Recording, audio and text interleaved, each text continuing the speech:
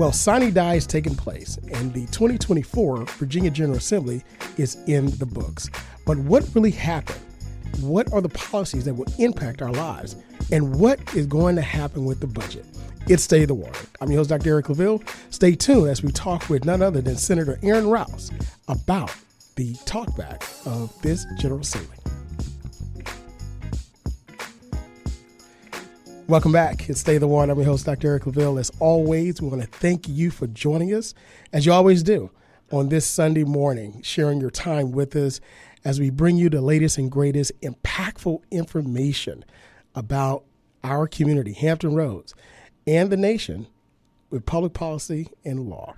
So again, we're broadcasting from the campus of the Norfolk State University, home of the greatest and the best HBCU in the Commonwealth and the country, led by our very own President Adams Gaston, and broadcasting from none other than WNSB Hot 91, the soul of VA, the hottest station in the land. And as always, we'd like to thank all of our supporters for the work that you have done to help us. And before I go on, I'd just like to congratulate the NSU Spartans for winning the regular season MEAC championship and for their outstanding performance in this year's MEAC tournament. MEAC tournament was a success all the way around. So we thank everybody from the MEAC for coming down, supporting the city of Norfolk, and thank the city for supporting MEAC because it all works together. So we're looking forward to 2025 season. And again, congratulations to all the teams, especially our Spartans, for their hard work throughout the year. So with that being the case, listen, for those of you that have joined us since January, you know one of my favorite times of the year is talking about the General Assembly. That's right. We have our annual General Assembly review where we talk about issues and we bring our policymakers on and we look at the laws that are being debated and passed during this time in the session. We always talk about government. Government works only because it works for you, and it works better because of you. And we believe that if you are well informed, especially from this show and others, then you can make a more meaningful impact in your lives and the lives of everyone in your community, and ultimately for your family for generations to come. But it's a process to it. And I see myself as a tour guide sometimes through that process. I see myself a lot as a teacher, instructor through that process. But one thing about it is that I'm blessed to be a part of that process. And not only that, but we're blessed as an institution to have so many friends in the legislature. And we have none other than one of our biggest friends, our greatest friends, my guy, joining us from the city of Virginia Beach. And that's none other than Senator Aaron Rouse, 22nd Senate District in Virginia Beach. Senator Rouse, thank you for joining us from State of Water. Thank you for having me, Dr. Clavel. Glad to be here again. Well, listen, like I said, you're no stranger to NSU. You've been on the show many times. You've been on campus many times. And NSU has played a significant part in your life. Just remind us a little bit, our listeners, what NSU means to you. NSU is home. It's initially where I'm from. I'm from the city of Norfolk, which is where I was born, down there in Young Terrace. Young Terrace? We called it Jump Heart back in the day. That's right. and so NSU, I remember what marching band used to come all the way down Virginia Beach Boulevard. They used to come out the park and be glad to see NSU, the marching band, and the cheerleaders and the whole entire school just come out and show support for the community. And so that's what I remember as a kid growing up before moving to the city of Virginia Beach. So NSU is definitely home. Absolutely. Now, we know you're a Virginia Tech, football star. I know Tech played a significant part in your life, taking you all the way to the NFL, doing great things. But you never forgot about NSU and the mark that it made on your life. And for that, we're extremely grateful to have you as a friend and extremely grateful to know that NSU has played that part in your life. Absolutely. So listen, we want to get right into it. We want to, you've been in the legislature, and one thing about you is that you were adamant that after you left your career in football, professional football, reaching the apex, of an individual in that particular field, you said, I want to come back home and be a public servant. Now, not many people have that dream. As a professional athlete, you travel a lot. You see a lot of great places. Right. But you said, I want to come back home. What was the reason? What was that draw? What was that pull for you to come back home and serve your community?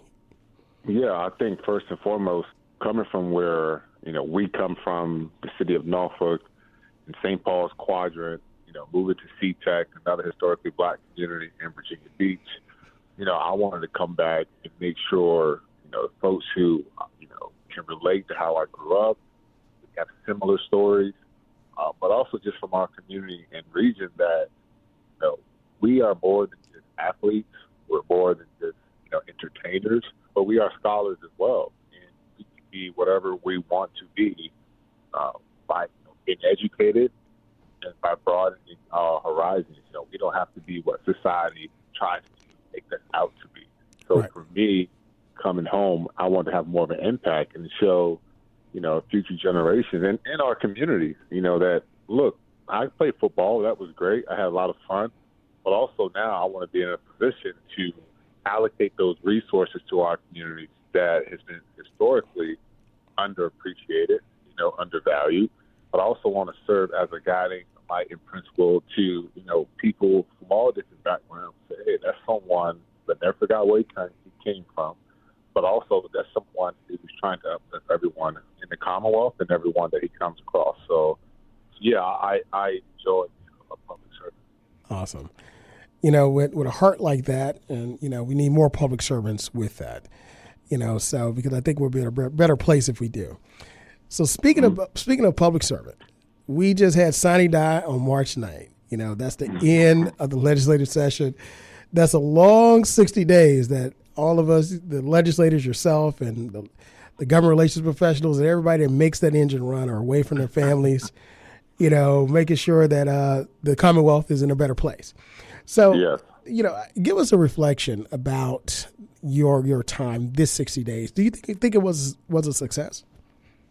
Yeah, I think it was a good success, not just speaking from a Democrat, perspective, but just from a General Assembly perspective, to whereas even my colleagues on the other side of the aisle may have, disagreements, but for the most part, the General Assembly session were pretty smooth. And I think when we actually take a look back at what we were able to accomplish, I think, Democrats across the board have a lot to be proud about. But what I'm most proud of is that we have a lot of new members in the Senate. They came to the Senate this year, and for the most part, we seem to have that transition has been very, very smooth in ensuring that we're doing the people's work. The people's work, and that's one thing that I saw a big contrast in the policies that were put up by the Democrats and contrasted with the Republicans. A lot of the bills, a lot of the bills that were put up and ultimately passed by the Dems really talk to, the everyday needs of the Commonwealth people. And I want you to start thinking about this now, but I want you to think about at least one, two, or three of those bills that you believe were extremely important in this session. And we're going to talk about that in the second part. But before we do that, I want you to also reflect upon NSU Day on the Hill and the importance of bringing our students to the Capitol in order to see the process. And for those of you that are listening, NSU Day on the Hill is our day at Norfolk State University, where we go up. We take 2 bus loads, and we take students, administrators, alumni, faculty, and we go on Capitol Hill and we flood it, right? And we're visiting with legislators. We're advocating for our initiatives that we have, and we're visiting from everyone from the House Speaker to our senator that we're talking to now, to our legislators in Richmond. And by the way, Norfolk State has more legislators who are alums serving in the General Assembly than all other HBCU graduates combined in Virginia. Wow. I mean, right. So that's the Spartan value, right? Right. That's right. And a lot of them have been very instrumental, in your time there. But with that, it's our day to go up, and one of the most impactful moments that we see every year are these young minds that are studying the theory, but they see it and they get inspired and say, I can do this. That's right. And you were actually our first speaker that we had, so give us a little reflection about that time that you spent with our students. Well, I'm always, inspired to see NSU in the General Assembly building.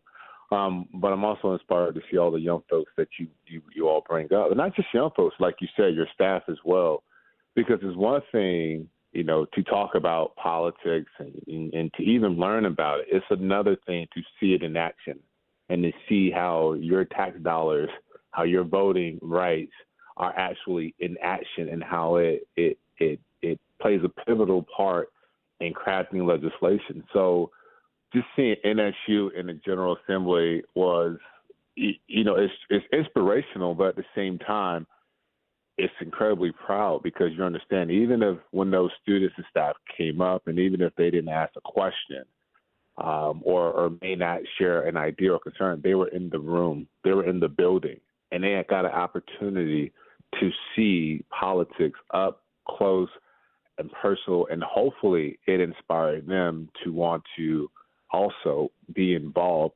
And not necessarily involvement doesn't mean getting elected, but being a part of their community, which many of them were, which I was very, very happy to see.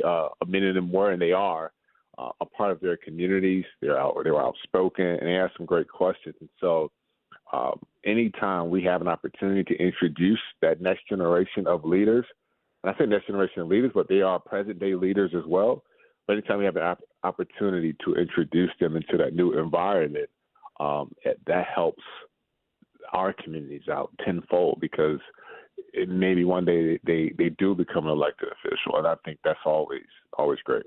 Absolutely. Absolutely.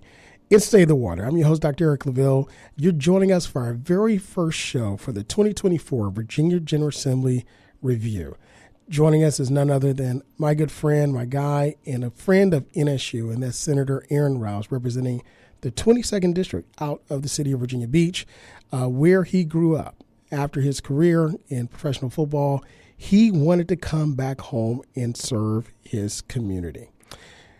So we talked about earlier the policies that were put up, and the comparing and contrasting the policies that the Democrats, which you're a Democrat, and the Republicans both champion, that they thought were best, each side for the people of the Commonwealth.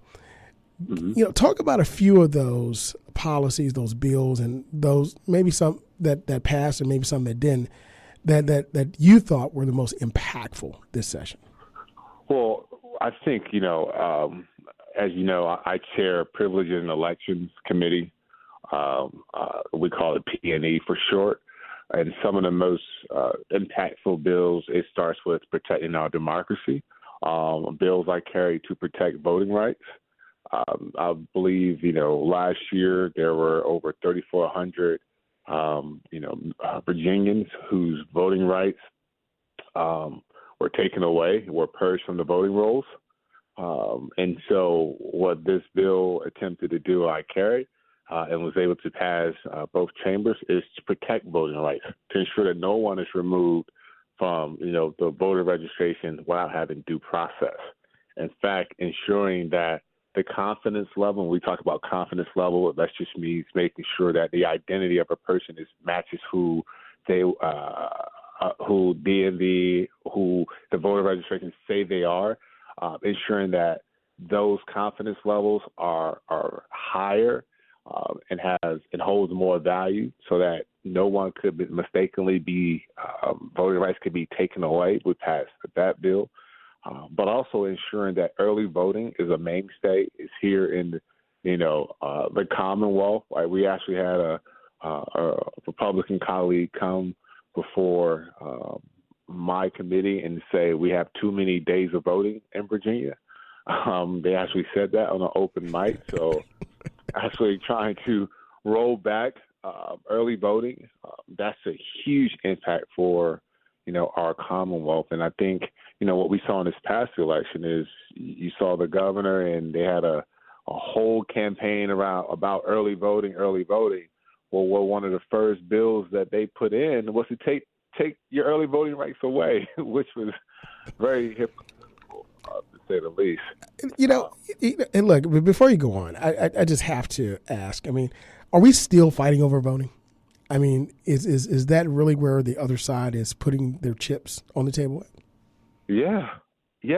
Surprisingly so. There's so many things that we actually could we should be working on, not just from a Democrat perspective, but we should be collaborating on, and that's, minimum wage hike, making sure that everybody has at least $15 an hour minimum wage in the state of Virginia or the Commonwealth of Virginia, but also make sure a livable wage, trying to make sure affordable housing is actually affordable throughout our communities. Another bill that I carried was one that tried to protect our first responders from toxic exposure when they go off and try to protect our communities as well. We passed a number of legislations to give those residents who are maybe renting an apartment or home, give them consumer protection and make sure landlords are holding their side of, a residential contract and making sure that the home or dwelling is up to code and up to standards. And so we passed a lot of meaningful bills. We passed, made it funding in the budget towards mental health, make sure those resources were there. But we also made another impactful funding to K through 12 education, not only just for our teachers and 3% raise for our teachers, but also raises in resources for our support staff as well. So we've done a lot of good things for the people of our Commonwealth. One of the things I carried and tried to implement and was able to get to the governor's desk, he hasn't taken action on it yet, but is, the marijuana bill when it comes to adult retail market. Now, this was a heavy piece of legislation for Dr. Claville, as you know. I hope many, and I want to inform many of your listeners, this bill does not legalize marijuana. Marijuana was already legalized in the state of Virginia, 3 years ago now, I want to say? That's right, under the Northern administration, yeah. Right. And so what this bill attempts to do is structure the adult retail market. When I mean structure, it means to cash it, regulate it, and enforce it. Not just, trying to secure $1.2 billion of potential revenue for the Commonwealth, but also trying to drive down the way the illicit market, all right? The black market where these young folks are killing each other over, marijuana sales and things of that nature, where they're getting their hands on these products that are untested, that are unsafe, that could be laced with all kind of hazardous type of ingredients as well. And then also, on the other side of it is trying to make sure that when we talk about social equity, that those who have been historically criminalized when it comes to marijuana, that they have an opportunity now to start a business and generate wealth, not only for themselves, but for their family and future generations of their family. That was a major sticking point, and it's the reason why my version, the Senate version of the bill, is the vehicle that's on the governor's desk. Awesome. I know that was a lot. So. No. I mean, but it's good, and really, it's not a lot because there were over 2,000 bills that were presented. And of course, the bills that actually made it through the process, that actually made it to the governor's desk, is even less than that. But when you talk about the impact, I mean, you just mentioned making sure that there's a structure behind something that's already legalized to decrease violence, but also you talked about voting, which is really the most important aspect of our democracy, because if you're not voting, by the way, if you're not voting, my listeners, if you're not voting, you need to start voting, because it is your right. Not only is your right, but many people bled and died for your right, our right to vote. And we vote and we can put great people in office, just like Senator Rouse, that champion a lot of these good policies to help everyday people. Different. Now there's one piece that you kind of left out, and I want to bring it up, but in the city of Virginia Beach, there was a voting scheme, a structure that basically disenfranchised, individuals, more specifically African Americans and people of color, and it disenfranchised them for decades, and we had leadership in Virginia Beach that did not look like us, that didn't know anything about our communities and basically ignored them for the most part. But a 10-1 a voting scheme was actually agreed upon and, of course, passed down by the federal court in order for Virginia Beach to be in line, and with the rest of with the rest of the state and the country to have their representatives chosen. Talk a little bit about Virginia Beach, what it used to be, what it is now, and the issue that arose during the session where we had to have the press conference. Yeah, so again, just a very, very brief history. The city of Virginia Beach had a hybrid voting system. What it meant is that you just had to live in an area that you want to represent, but yet everyone in the city could vote for you. So imagine if you lived in a majority minority district, right? And yet you chose someone who knows your community, who you can relate to, who looks like you, who understands, your specific culture. You elect that person, or choose that person to represent you, and yet the rest of the city votes for someone else. And they have historically done that. And Dr. Claville, let me just say, this is not just about people of color, but because we also do have a thriving and beautiful Filipino community here, one of the largest, on the East Coast here in the city of Virginia Beach. And still to this day, there's only ever been one Filipino American ever elected to the city of Virginia Beach. So it's not just African Americans, but it's been all minorities have seldomly been elected to the city of Virginia Beach prior to the 10-1 system. So the federal court said, hey, you have to go to a 10-1 system because two African American ladies challenged the hybrid voting system and said it discriminated and it diluted minorities' voting power. The federal courts agreed, upholding Section 2 of the Voting Rights Act of 1965. And so they put in a 10-1 system. But mind you, Virginia Beach City, former city council, chose to spend over $7+ million trying to appeal that decision. In that meantime, Virginia Voting Rights Act passed and said, yeah, that system, you can't have that system no more in place because it goes against Virginia Voting Rights Act. So you have state law that's changed. You already have federal law that's changed. You have the Attorney General Nieres, who comes in, who's on the Youngkin administration. He comes in and he pre-clears the 10-1 election system twice with no objection. He pre-clears it twice, and this is the 2022 election. Virginia Beach goes through, has the election, 2022 election, and it yields the most diverse city council ever, with 4 African Americans serving. That has never happened in the history of the city of Virginia Beach. But also you have generational diversity as well, and also economic diversity as well. So you have the most diverse city council ever. And so the city of Virginia Beach went forward and said, okay, we're going to get in alignment with state law and with federal law. They passed an ordinance, said we have a 10-1 system now, and now we just need to update the charter. That is the bill that I carry in the Senate. It passed unanimously out the Senate. It passed with a 2/3 majority vote in the House. It sits on the governor's desk. But as you understand, as many of you may have seen, the governor decides to hold that up. Now, why that is so surprising, because over 81% of the people of Virginia Beach supports this 10-1 system, over 81%. Not only that, again, as I already previously stated, it's been pre-cleared by someone in his own administration, his attorney general. The federal courts are already said 10-1, and then state law has already come along and said, hey, this has to be in alignment with state law. The election system has to be in alignment with Virginia Voting Rights Act. So you have all these things, and the charter is essentially the last thing. So the question remains, why would the governor want to hold this up? Well, again, I've talked about it before. When you take a look at voting, it's about getting the numbers, but it's also about creating the scheme behind it, the process behind it.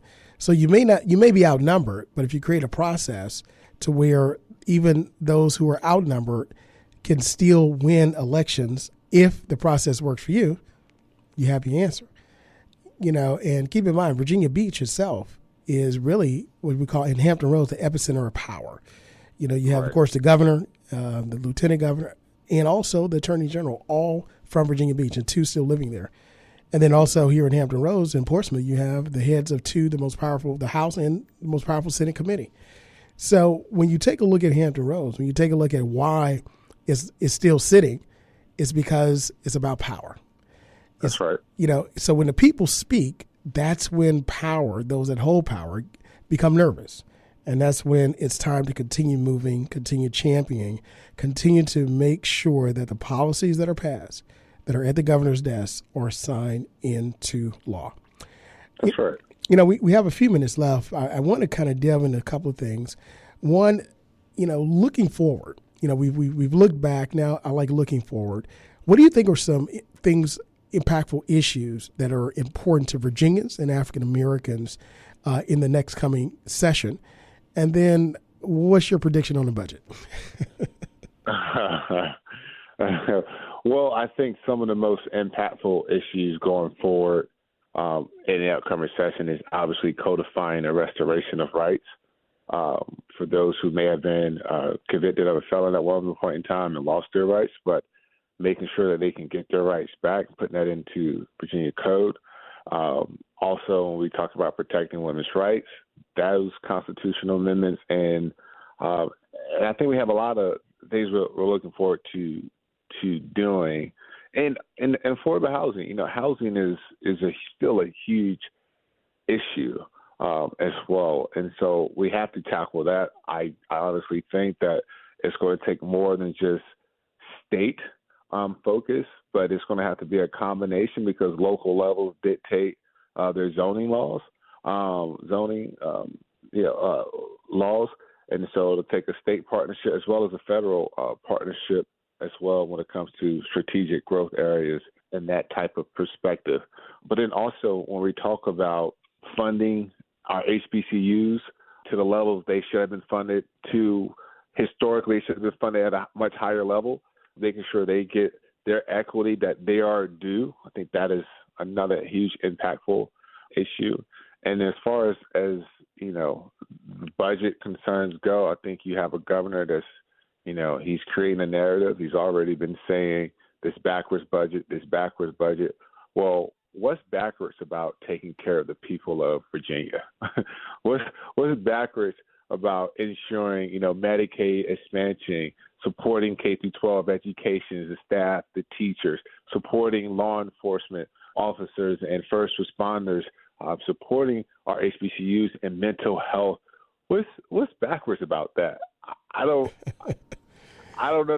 understand that type of narrative that he's trying to create. And so, my thoughts on the budget is we're going to see in about almost 30 days, 29 days, reconvene session. Yep. So we're going to see. Well, listen, one thing we do know is that something's going to happen. But at the end of the day, politics is about compromise. It's about making sure that we have the best policies that we can agree upon. We don't have to always agree all the time, but that we can agree upon at that moment to make sure that the people of the Commonwealth are better today than they were yesterday. And we have you in part to thank for that. Listen, thank you as always for joining us, my good friend, here on State of Water, giving us your perspective on policies today and for your work, again, that you do on behalf of your community, your city, and the Commonwealth of Virginia. Thank you so much for joining us. Thank you for having me. Always a pleasure. And as always, continue to listen to us, continue to be great, be good, and God bless. We'll see you next week. Hi, I'm Carrie Washington, and you're listening to State of the Water with award-winning host Dr. Eric Claville.